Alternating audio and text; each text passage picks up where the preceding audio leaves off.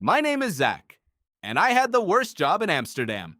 Not the most dangerous, not the most exhausting, just the worst in the specific way that makes you lie awake at night staring at the ceiling doing math that never adds up. I was a Deliverballs driver, green jacket, green helmet, a scooter that sounded like a dying hairdryer, and a box on the back that said Deliverballs in letters so bright they practically apologized for themselves. Every night I rode the same streets, Centrum, the canals, past the Jordan with its pretty houses and its people eating dinner through windows I was never invited through, down to the red light district where the neon turned everything pink. Nobody ever looks at the delivery guy. I was 24 years old and I was making €9 an hour, and I had been doing this for 14 months. The math was simple. €9 an hour, 8 hours a day, 6 days a week, minus gas, minus the maintenance on a scooter that needed new tires every 2 months, because Amsterdam cobblestones are basically designed to destroy rubber, minus the rain gear because Amsterdam rain is not like normal rain. It is a personal attack. I was not saving money. I was surviving. There is a difference, and at 24, you feel that difference in a very specific place, somewhere between your chest and your stomach.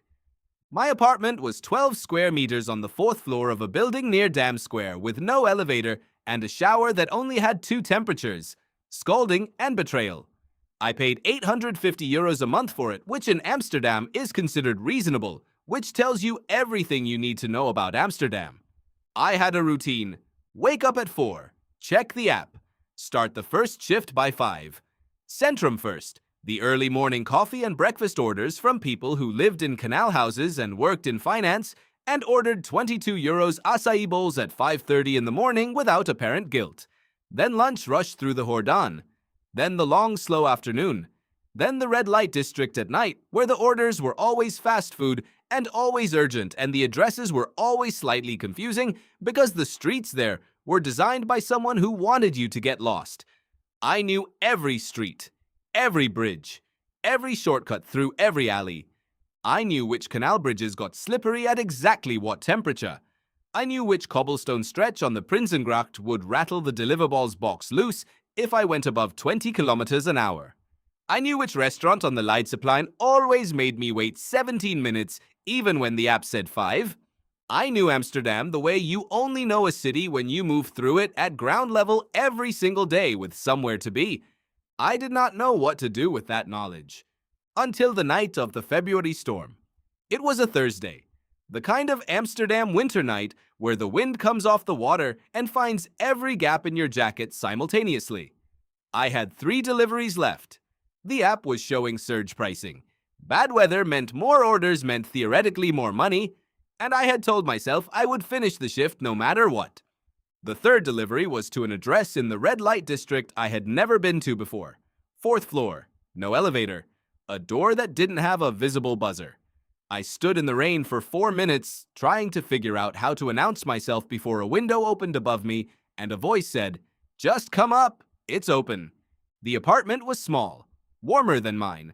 A man maybe 50 years old sat at a desk covered in papers and 2 monitors and the particular organized chaos of someone who works from home and has stopped apologizing for it. He looked at me, wet, green jacket, Deliverballs box in hand, and said, "You know this city, don't you?" It wasn't really a question. I said, "I know every street." He said, "Sit down for a minute." I sat down. His name was Marcus. He ran a small logistics company, not food delivery, actual logistics, moving things between businesses across the city. He had a problem. His drivers kept getting the routes wrong. Not because they were bad drivers, but because Amsterdam's one-way systems and bridge schedules and delivery window restrictions were genuinely complicated, and the routing software he was using didn't account for the real conditions on the ground. He said, "I need someone who actually knows how this city moves. Not theoretically, actually." I looked at him. He said, "I'll pay you €22 an hour to start, with a review after 90 days. I did the math, €22, 8 hours, 6 days. I did that math very quickly. I said, "I can start Monday." He said, "I know, that's why I ordered delivery tonight." I rode back through the red light district in the rain with the neon turning everything pink and the geolight on my scooter cutting through the dark. And I thought about 14 months of €9 an hour and cobblestones destroying my tires and acai bowls at 5:30 in the morning and €850 for 12 square meters with a betrayal shower. I thought about knowing every street. I thought about how the thing that felt like nothing, the repetition, the roots, the 14 months of moving through a city that never looked back at you, had been building something I didn't know I had. On Monday, I handed in my green jacket. I kept the hat. Some things you earn. My name is Zach, and I had the worst job in Amsterdam until I didn't.